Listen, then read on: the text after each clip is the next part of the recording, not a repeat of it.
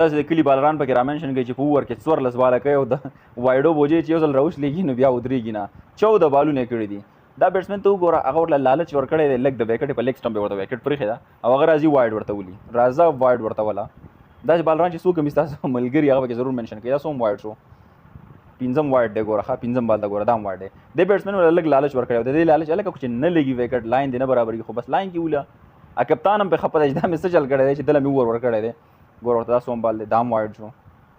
اوس بل بال ته ګوره 8م نمبر بال ته دا هم وایډ شو. 9م نمبر بال ته ګوره دا بال خو زه ټیک شو یو رنز خو پرې راغلی زه شکر دی یو بال خو یې وکړو. 10م نمبر بال ته اوس ګوره دا هم زه ښه بال یې وکړو ګزاره یې وکړه. 11م نمبر بال چکه ورته ولګېده دا خیر چکه خیر دی خو چې وایډ یې نه ولي. 12م نمبر بال دا هم ولګېدو یو رنز پکې راغلی. 13م نمبر بال ګډ بال باقایا بالونه ښه کړي یو چکه ورته لګېدلې ده. په بهرحال 14م نمبر بال لاس بال دی زه دا هم ولګېدو چوکه ورته پرې ولګېده.